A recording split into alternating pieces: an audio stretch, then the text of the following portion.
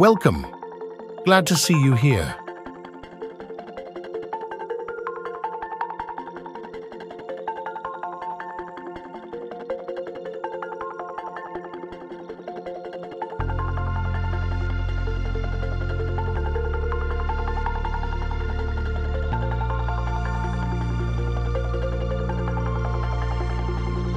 God reigns over the nations. God is seated on his holy throne. Psalm 47:8.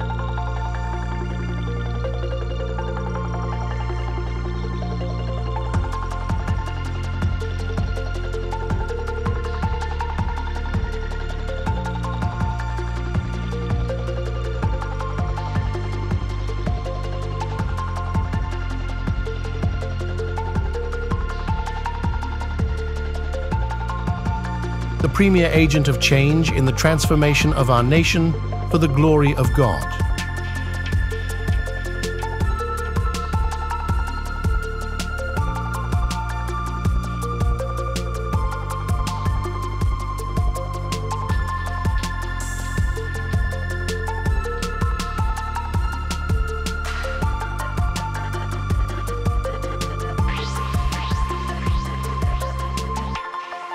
We are here to meet the total needs of men and to make them totally committed followers of Christ through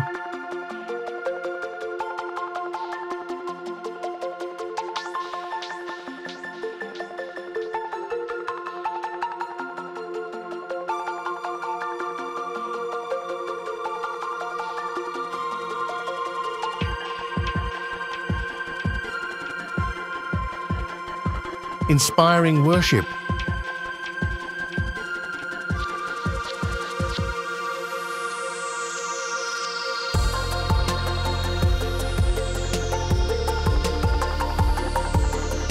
enriching instructions,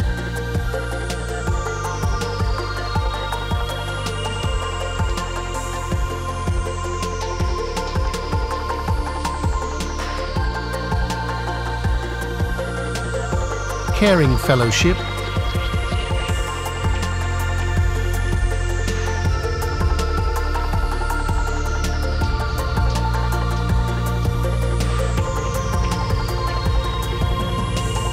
life-transforming evangelism,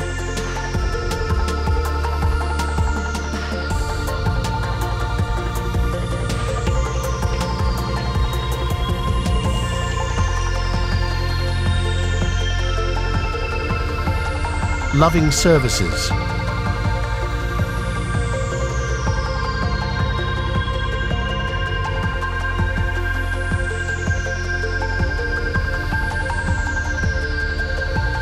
to see the transformation of our nation for the glory of God.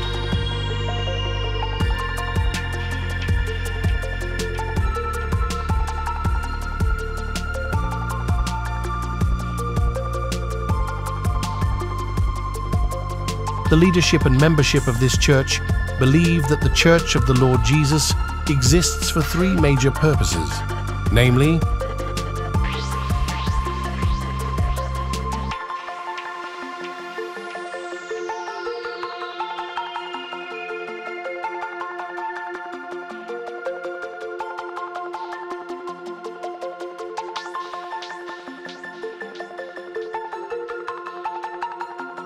for evangelism,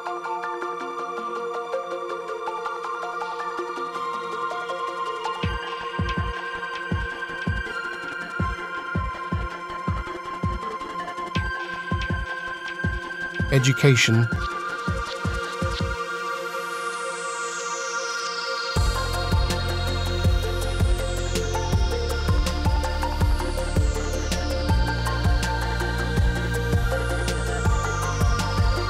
and edification.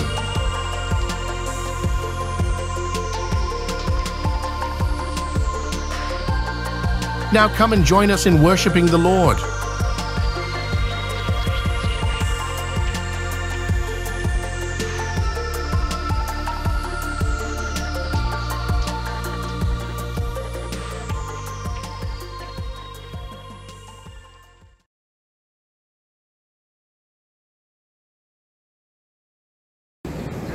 Praise God! Good evening po sa bawat isa. Sa mga nakikinig po sa YouTube at sa Zoom, magandang gabi po sa atin. Tayo po ay dumako sa panalangin sa atin pong pagsisimula. Dakilang Diyos naming Ama, we glorify your name sa gabing ito. Tunay kang Diyos na dakila at tapat. Ikaw ang Diyos ng mga Diyos at Hari ng mga hari. Sa gabing ito, kami po ay nagpapasalamat sa kabutihan mo sa bawat isa, sa pag-ibig na wagas na patuloy mong ipinapadama sa amin. Lord, patawarin mo po kami kung may nagawa man po kaming pagkakamali laban sa iyong banal na kalooban. Pakalinisin mo po ang aming mga puso't isipan. Tunay na siyasat mo po ang laman ng aming mga puso't isip. Wala po kaming maitatago sa inyo. Sa gabing ito, Panginoon, hinihingi po namin ang iyong gabay sa gawain ito. Dinadalangin ko po ang maglilid sa pag-aawitan, sa magbibigay ng patotoo, at higit sa lahat sa magdadala ng iyong mensahe. I-bless mo po siya, Panginoon. Nawa ang karunungan mo ang makita sa bawat ituturo niya sa amin. Bigyan mo din po ang bawat makikinig ng spiritual ears, spiritual heart, spiritual understanding, upang tumimo po sa amin ang bawat mapapakinggan namin. Ito man po ay pagpapala o pagpapalo, tanggapin namin ng buong buo, dahil ang iyong mga salita ay tunay na mabisa. Kiniklaim na po namin ang katagumpayan sa gawain ito. Maraming salamat po, Panginoon. Sa iyo po ito namin ipinagkakatiwala sa tangi at dakilang pangalan mo, Jesus, na aming Panginoon at tagapagligtas magpakailanman. Amen.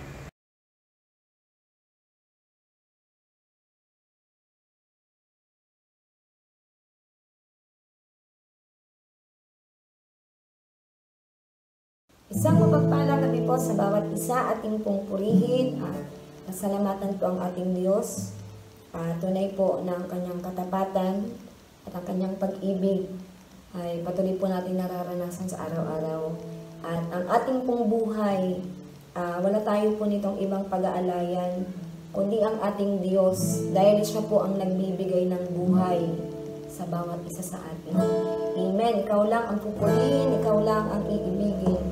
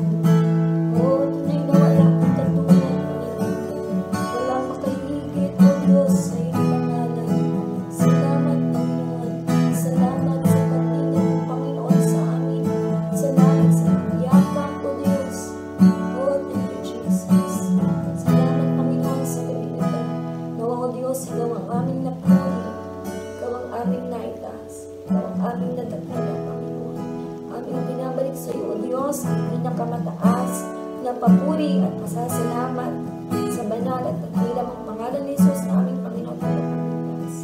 Amen.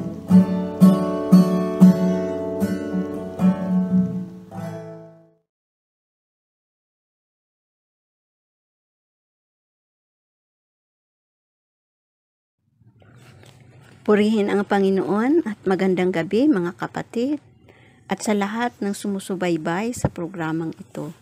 Salamat sa Panginoon sa pagkakataon na ibinigay para tayo ay makabahagi naman sa gawaing ito. Samahan niyo po ako sa aking maikling panalangin. Ama naming Diyos na makapangyarihan sa lahat, Ikaw ang aming itinataas at nais parangalan sa gabing ito sa pamamagitan ng paghahayag ng iyong banal na salita. Amin pong hinihiling na samahan po kami ng iyong banal na Espiritu upang lalo pong naming maunawaan ang mensahe niyo po sa bawat isa sa amin.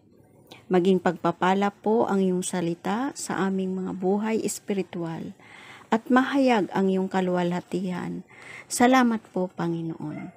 Ito po ang aming panalangin sa ngalan ng Ama, ng Anak, at ng Banal na Espiritu. In Jesus' mighty name, Amen. Ang ating pong pag-aaralan ngayon ay matatagpuan natin sa Genesis chapter 7 verse 1. Ating pong basahin sa Tagalog, Mabuting Balita, Biblia.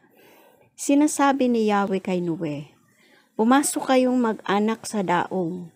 Sa lahat ng tao'y ikaw lamang ang karapat-dapat sa akin." Salamat sa pagkabasa ng kanyang banal na salita. Pinamagatan ko po ito ng The Door of Salvation. At ang theme po, Making the Most of Every Opportunity. Sa ibang salin, Redeeming the Time, kasi kinuha ko po ito sa Ephesians chapter 5 verse 16 ng NIV.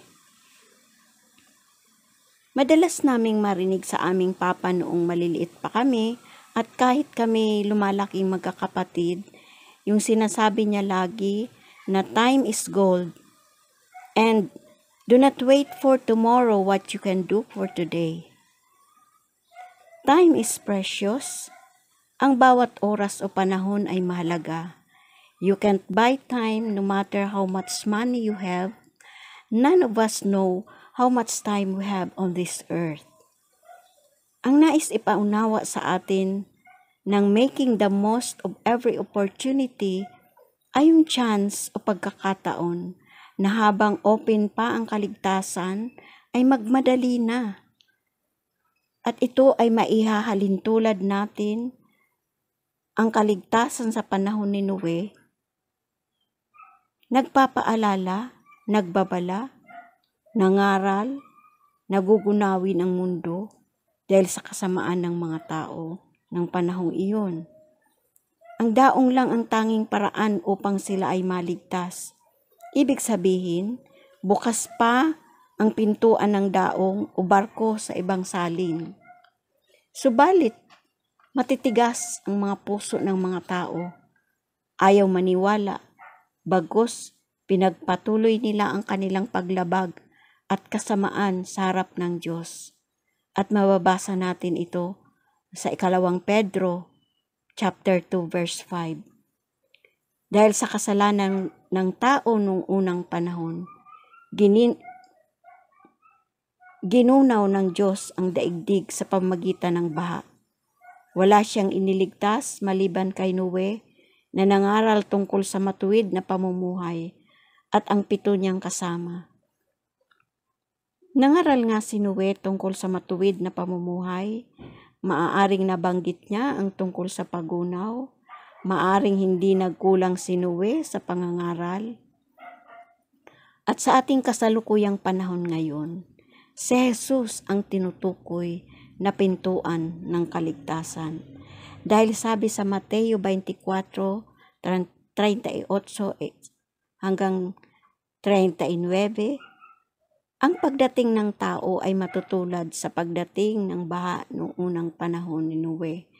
Noon ang mga tao nagsisikain, nagsisiinom at nag-aasawa hanggang sa pumasok sa daong si Noe. Dumating ang baha na di namalayan at tinangay silang lahat. Gayon din ang mangyayari sa pagdating ng anak ng tao. Ang pagdating ng anak ng tao, ito yung tinutukoy na the second coming of Christ. Ito yung muling pagbabalik ng Panginoong Hesus na dapat sana nating paghandaan.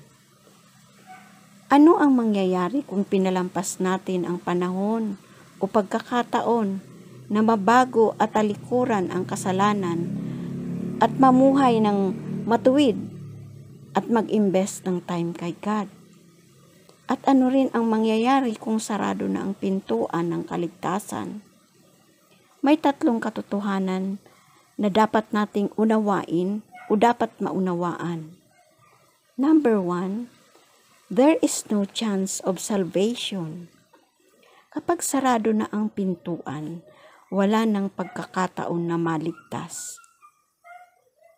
Dahil sabi sa Genesis chapter 7 verse 21 to 23, namatay ang bawat may buhay sa lupa, mga ibon, maamo, at mailap na hayop, lahat ng gumagapang sa lupa, at lahat ng tao. Namatay nga ang lahat ng mga ito. Ang mga tao at mga hayop sa daigdig ay nilipol ng Diyos, maliban kay Noe at sa kanyang mga kasama sa daong. Hindi humupa ang tubig sa loob ng 150 araw. Ganito ang kaligtasan kay Jesus. Kung ayaw maniwala, sumuko o isuko ang buhay kay Jesus, at sa mga ayaw maglingkod sa Kanya, sayang ang panahon at pagkakataon na maligtas sana. Pero wala, ayaw sumunod o hindi naghanda. At maihahalin tulad ito sa The Parable of the 10 Virgins na matatagpuan natin yan sa Mateo 25 verses 1 to 13. Ito ang kwento. May 10 dalagang lumabas upang sumalubong sa ikakasal. Bawat isa'y may dalang ilawan. Ang 5 hangal nagdala ng ilawan, ngunit hindi nagbaon ng langis. Ang 5 matatalino, nagbaon ng langis bukod pa sa ilawan. Sa madaling istorya, dumating ng hating gabi ang lalaking ikakasal.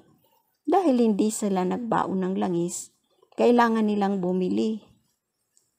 Subalit, sa verse 11, pagkatapos dumating ang 5 hangal na dalaga, Panginoon, papasukin po ninyo kami.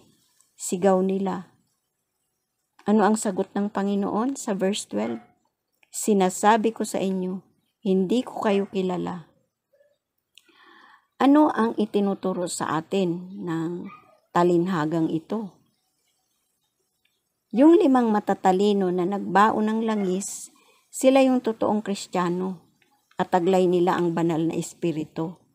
Ang 5 hangal, sila yung nagsasabing Kristiyano, ngunit hindi naman ipinamumuhay ang salita ng Diyos. Wala sa kanila ang banal na espiritu dahil hindi sila nagbago or nabago. Number 2, there is destruction and punishment. Parusa o kapahamakan na kapag sarado na ang pintuan ng kaligtasan. Dahil sabi sa 2 Thessalonians chapter 1 verse 8, darating siya sa gitna ng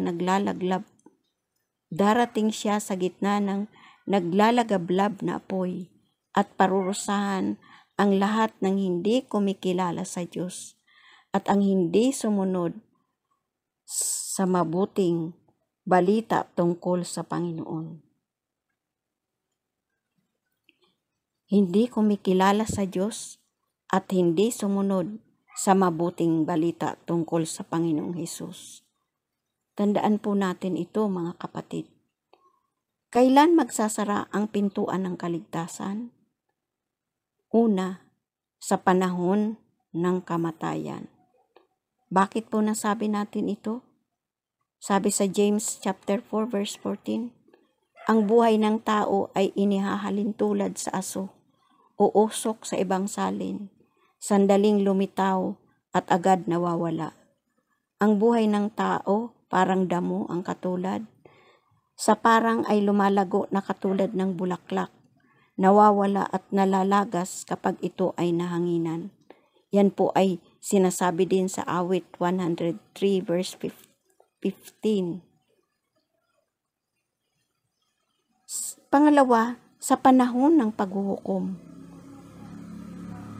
Paghuhukom na, hahatulan na. So sabi sa Hebreo chapter 9 verse 27, itinakda ang tao na minsan lang mamatay at pagkatapos ay paghuhukom. Kapag patay na, wala nang pag-asa, wala nang panahong magsisi. Wala na, hindi na makakapasok sa pintuan ng kaligtasan. Number 3, there's a hell that awaits those who refuse to listen and obey God. Basahin natin sa Pahayag chapter 20 verse 15. Itinapon sa lawang apoy ang sinumang hindi nakasulat ang pangalan sa aklat ng buhay. Meron pong aklat ng buhay at nakasulat doon ang mga pangalan na tinubos ng Panginoon. Kaya sa Judgment Day o araw ng paghuhukom, sarado na ang pintuan ng kaligtasan. Impyerno na ang naghihintay. Maliwanag na sinasabi, itinapon sa lawang apoy ang sinumang hindi nakasulat ang pangalan sa aklat ng buhay. Dito sa mundo, ang paghahanda hanggat buhay pa ay maglingkod na sa Diyos. Hanggat buhay pa, talikuran na ang kasalanan. Magbalik loob sa Panginoon. Sa Juan 10:9, si Jesus ang nagsabi nito, ako ang pintuan, ang sinumang pumasok sa pamamagitan ko ay maliligtas. So bilang application, ito ay challenge sa atin, kaya magpasya na tayo ngayon din para sa ating assurance of salvation. Magsisi at talikuran ang kasalanan, kilalanin ang Diyos na buhay, walang iba kundi ang Panginoong Hesus. Sumunod, maglingkod sa Diyos habang may panahon pa. Huwag sayangin ang oras. Do not wait for tomorrow what you can do for today. At baka wala ng tomorrow. Wala ng bukas. So sa ating pong conclusion, kinuha ko rin po sa Ephesians chapter 5 verses 15 to 16. Kaya mag-ingat kayo kung paano kayo mamuhay. Mamuhay kayong tulad ng matatalino at di tulad ng mga mangmang.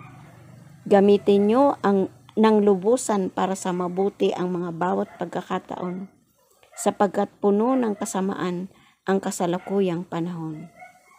So bilang Kristiyano, therefore, pagsikapan natin gawin ang pinagagawa ng Diyos habang may panahon pa. Amen? So tayo po ay manalangin.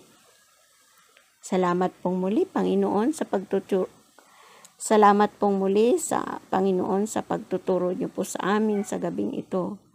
Paunawa sa amin ang halaga ng buhay, na may halaga lang ito kapag kami ay sumusunod sa iyong layunin at talikuran ang anumang kasalanan. Salamat Lord sa buhay na ito, na pinili niyo po kami, Panginoon, na maging mga anak mo.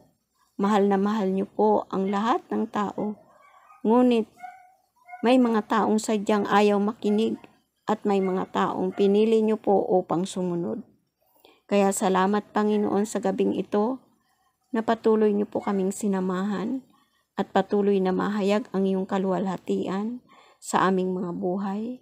Dalangin po namin na ang lahat ng mga tao ay mabuksan ang mga pangunawa sa mga taong nakarinig ng mabuting balita. Ay buksan niyo po ang kanilang spiritual heart, spiritual mind, spiritual ears, spiritual eyes, upang maunawaan nila ang kahulugan ng buhay. maging ang bansang Pilipinas, Panginoon, magkaroon ng revival ang bansang ito. Upang Lord, huwag kami, Panginoon, madamay sa anumang pwedeng magiging palo niyo po kapag hindi sumunod ang mga tao sa iyo, Panginoon. Tulungan niyo po ang bansang Pilipinas, Lord, na mamuhay ng naaayon sa iyong kalooban, na maging patuloy na maglingkod ng buong katapatan. Makatao, makabayan, higit sa lahat, makadiyos na paglilingkod. Salamat pong muli sa gabing ito, Panginoon, sa presensya ng iyong banal na Espiritu. Maraming salamat po, Ama. Ito po ang aming panalangin na may pagpupuri, pagpapasalamat, pagluluwalhati ng iyong pangalan, Panginoon. Sa pangalan ni Jesus, Amen and Amen. God bless everyone.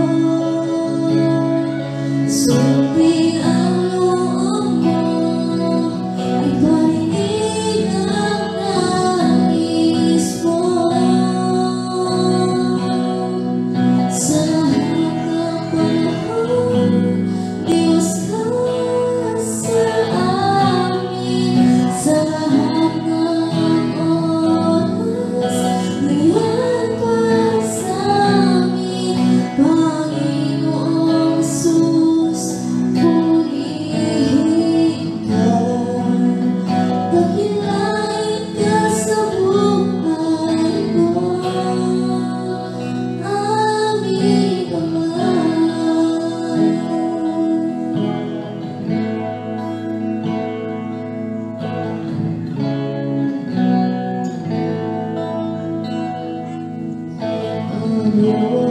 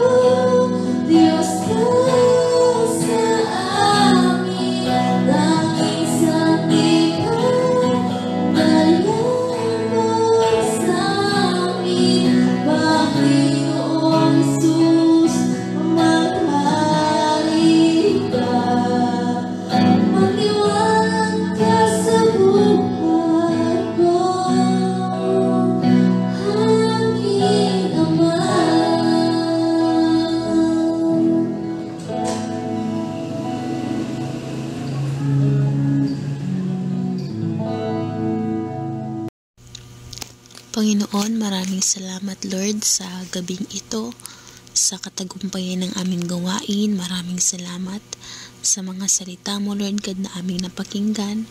At sa oras na ito Lord, tinataas din po namin sa inyo ang mga bigay na ito Lord God mula sa puso, sa kamay ng bawat isa. Maraming salamat Lord sa pagpapala mo, tunay na testament Lord God ang pagbibigay namin Lord God ng iyong kabutihan. Thank you Jesus for your goodness in our lives, sa pagbless Panginoon sa amin, sa mga pinagkukunan ng hanap buhay, sa pagbibigay din Panginoon ng kalakasan, physically, spiritually. Ikaw ang patuloy na nagbibless, nag-iingat, gumagabay Panginoon sa amin, sa mga estudyante, sa mga nagtatrabaho. Maraming salamat sa kabutihan mo at talangin po namin na ang mga ikapo na ito Lord ay maging kagamit-gamit sa inyong iglesia. Maraming Panginoon ang mga mapunan na kinakailangan ng church, maging sa mga gawain Panginoon, maging kagamit-gamit ito, maging ang mga ikapo na ito Panginoon ay mag-reach Panginoon ng souls kung saan kinakailangan ng inyong gospel, maging kagamit-gamit Lord God sa mga gawain, sa discipleship, sa VBS, anuman Lord God na mga gawain mo. Maraming salamat sa mga kamay na nagbigay Panginoon, pagpalain mo ang bawat isa, siksik, liglig at umaapaw. Maraming salamat Lord God sa pagbigay na puso Panginoon. Thank you Jesus for tonight. Patuloy ka po namin na pinupuri, aming pinapasalamatan. Binabalik po namin sa inyo ang pagsambat, pagdakila sa pangalan ni Jesus. Amen.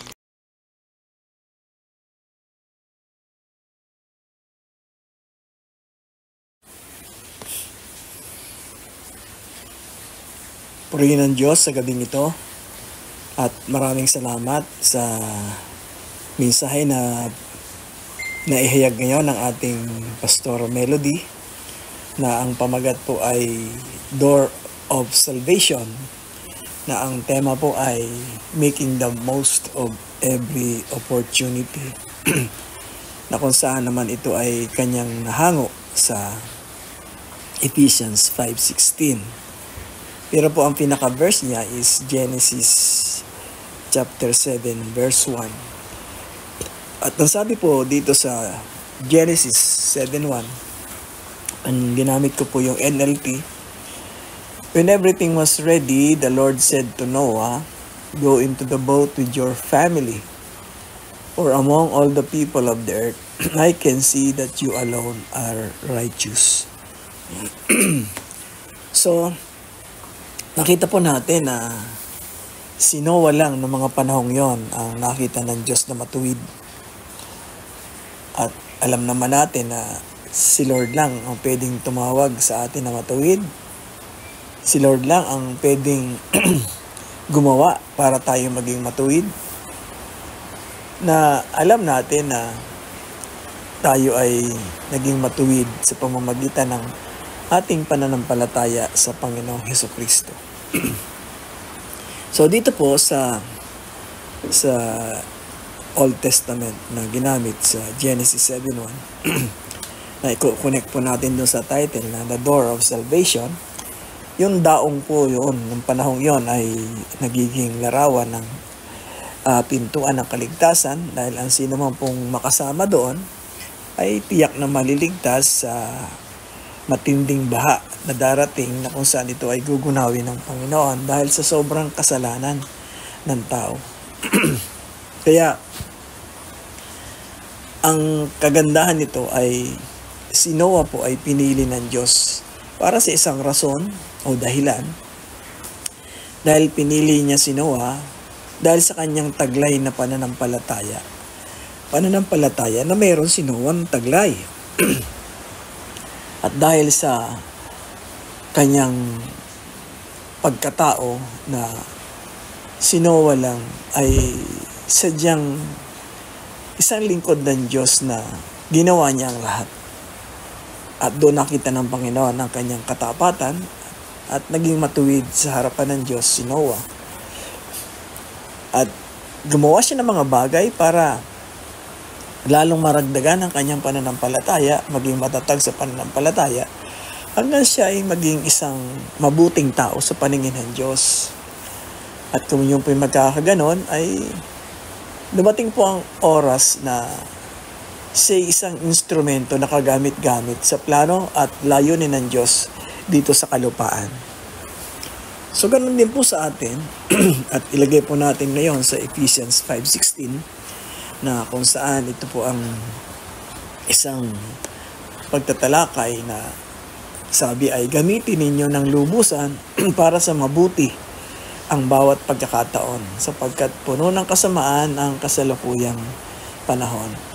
And this time, alam po natin na si Jesus Christ po talaga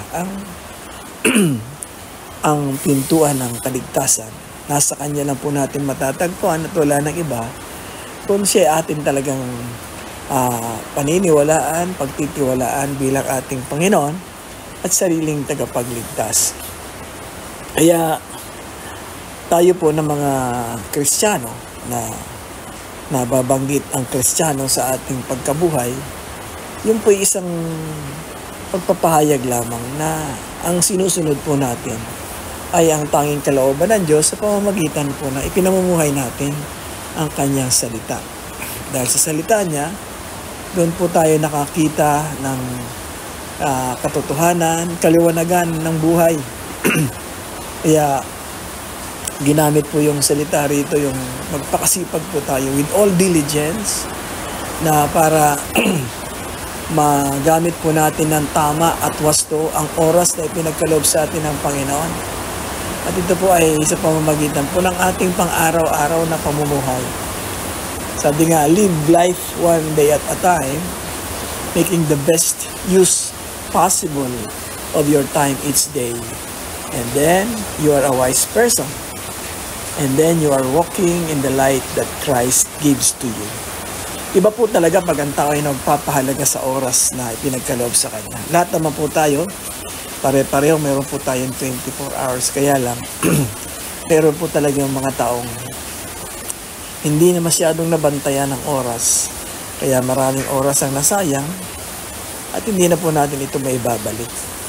Kaya sa pagkakataon pong ito ay binibigyan po tayo ng Panginoon ng pagkakataon na masuri po natin ang ating buhay na kung si Noah po ay matuwid, tayo po kaya ay matuwid din sa harapan ng Diyos na sa pagiging matalino ay nagagamit po natin ang oras na tama at nagkakaroon po tayo ng sabi nga redeeming the time na kung saan ay naiwawasto ang lahat dahil sinasabi nga po ng banal na kasulatan na ang mundong ating kinalalagyan ngayon ay pasama ng pasama. At ayon po sa ating speaker ay paano na kung sarado na po ang pintuan. At mayroon po talagang impyerno na kapag lalagyan ng mga taong hindi nagtitiwala at hindi man lang tumanggap ng katotohanan na si Jesus ang ating Panginoon at tagapagligtas ng buhay. Kaya marami siya mga ginamit na example, yung 10 virgins, nakita po natin doon. Dapat paghandaan po natin ang lahat. Kaya dito po sa akin pong pagtatapos na aking reflections, pinili po ng Panginoon si Noah dahil nga po sa kanyang pananampalataya. Kung atin pong papansinin, huwag po tayong mabighani sa sistema po ng mundong ito at tayo po mga Kristiyano, dapat po talaga may kapuspusan po tayo ng banal na espiritu para mailayo po tayo doon sa buhay na hindi nagiging kalugod-lugod sa Panginoon, tulad po ng sexual immorality, mga pananalitang hindi maganda, at pagsasayang ng mga oras na bukod tangi ito po'y pinaalahanan po tayo na huwag na po natin itong sayangin, bagkus bigyan po natin ng tama at para tayo ay magmukhang matalino. So by redeeming the time, ay pinoposition po natin ang ating sarili na marami po talagang oportunidad na kailangan po natin itong maakap, mabigyan ng pansin. At ang isa pa ay being mindful of the time and seeking God's leading enables us to embrace these opportunities and make a difference for His kingdom.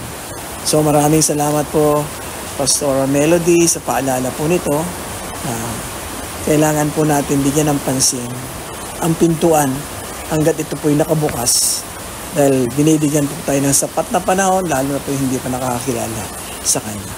Tayo po'y manalangin. Panginoon, maraming salamat po sa mensaheng ito, at nawa Lord, turuan nyo kami, bigyan nyo po kami ng karunungan na hindi po namin masayang ang oras, pagkus muhay kami ng may katalinuhan, para sa ganoon ang bawat oportunidad ay aming pong mapanghawakan, make most of every opportunity, and by redeeming the time, ay alam po namin ito po yung magdudulot ng magandang pamamaraan ng pamumuhay. Salamat Lord sa mensahe, at tulungan nyo kami Panginoon, at kami po ay gabayan at patnubayan sa buhay na ito, dahil nga sa mundong ito ay pasama na ng pasama, pabulok na po ng pabulok ang sistema.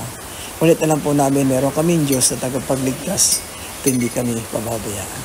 Puspusin nawa kayo ng Diyos na siyang bukal ng pag-asa, at naway pagkalooban niya kayo ng kagalakan at kapayapaan sa pamamagitan ng inyong pananampalataya, upang mag-umapaw inyong pag-asa sa pamamagitan ng kapangyarihan ng Espiritu Santo. Naway pagkaloob ng Diyos Ama at ng Panginoong Hesukristo sa lahat ng mga kapatid ang kapayapaan at pag-ibig na kalakip ng pananampalataya. Ang kagandahang loob ng Diyos ay sumainyong lahat na umibig ng walang maliw sa ating Panginoong Hesukristo, ngayon at magpasawalang hanggan. Amen. Amen.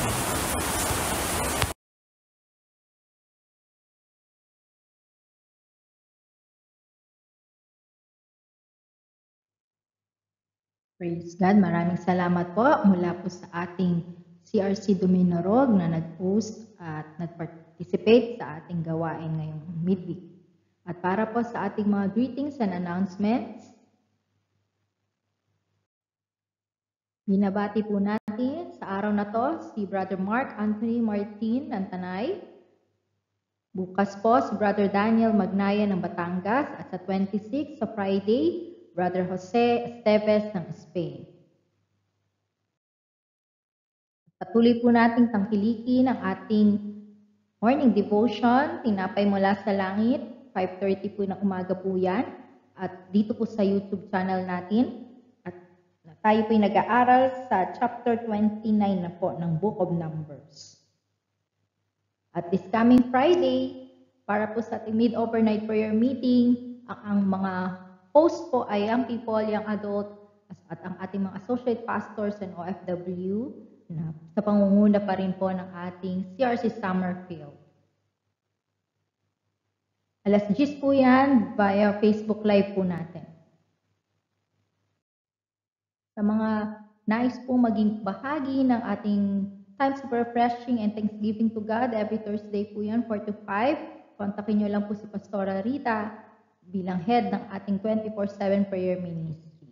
So, patuloy po tayong manalangin at makiisa sa gawain. Kung available po kayo ng 4 to 5, sama-sama po tayong mag-pray at mag-intercede. Binabati din po natin ang ating CRC Dominorog. Ayan po. This coming Sunday po ang kanilang 10th anniversary. So ito po ay anak ng ating CRC Calabanga. Ayan po. Sa pangunguna po ni Pastora Melody Grueso, ang ating speaker po, ayan po, sila po ay magdiriwang ng 10th anniversary. Happy anniversary po from CRC family. Patuloy po natin ding subaybayan ang YouTube channel ni Bishop Gadi, bilang mga messages na iniwan niya po sa atin. Every Mondays, Tuesdays, Thursdays, and Saturdays po yan. Patuloy nyo din po tangkilikin ang ating mga online services. I-share, i-like, subscribe, at patuloy po itong maging encouragement sa lahat po bilang ating Great Commission na ipinagkaloob ng Panginoon sa bawat isa sa atin. Hindi lang po tayo mapalakas, kundi marami pa po. Make every opportunity na di sa ating mga social media po ay magamit po natin ito upang marami pa po ang makakilala sa Panginoon. Maraming salamat po. Pagpalain po tayong lahat ng Panginoon. God bless us all. To God be all the glory.